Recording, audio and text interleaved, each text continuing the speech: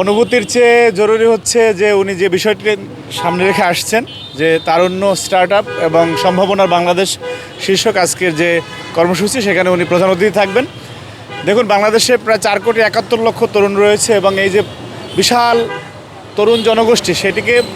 জনশক্তিতে রূপান্তরিত করার জন্য এই সরকারের যে উদ্যোগ, তারই ধারাবাহিকতায় আজকের এই কর্মসূচি। দেখুন যে আমাদের একদম যে গতানুগতিক শিক্ষা, যে ম্যাট্রিক, ইন্টার, অনার্স, মাস্টার্স করা এবং সবাই চাকরির দিকে যে ধাবিত হওয়া, যার কারণে দেশে একটি বড় সংখ্যক বেকার জনগোষ্ঠী তৈরি হচ্ছে।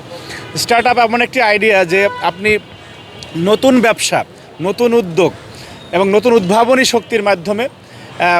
মনে করেন একটি ব্যবসা শুরু করলে একজন তরুণ, সেই তরুণকে রাষ্ট্র কীভাবে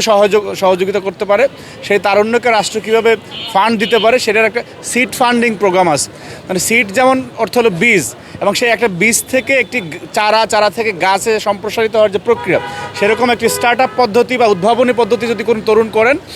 বা তারুণ্য শক্তির কেউ করে, তাকে রাষ্ট্র সহায়তা করবে এবং যে প্রত্যেকে যে স্বাবলম্বী হওয়ার যে প্রক্রিয়া, এবং প্রত্যেকের জায়গা থেকে যে এখন পৃথিবী চলে আইডিয়ার উপরে, কেউ ভালো আইডিয়া জেনারেট করে তারপরে তার মাধ্যমে আপনি নিজে এস্টাবলিশ হওয়া, এবং নিজে যখন এস্টাবলিশ হবে দেশ উপকৃত হবে, সেই প্রক্রিয়াটাকে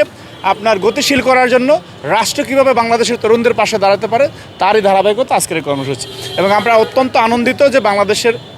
এই সরকারের যে পথ চলা, সরকার এই তারুণ্য শক্তিকে দেশের স্বার্থে কাজে লাগানোর জন্য তাদের যে উদ্যোগগুলি, সেই উদ্যোগগুলির অন্যতম বড় প্ল্যাটফর্ম হচ্ছে আজকের এই প্রোগ্রামটি। এবং আমরা বিশ্বাস রাখতে চাই তারেক রহমান যে উদ্যোগ গ্রহণ করেছেন, সেটি সফল করার জন্য জাতীয়তাবাদী ছাত্রদল তার মেধা, মনন এবং সৃজনশীলতার সর্বোচ্চটুকু দিয়ে পাশে থাকবে সরকার।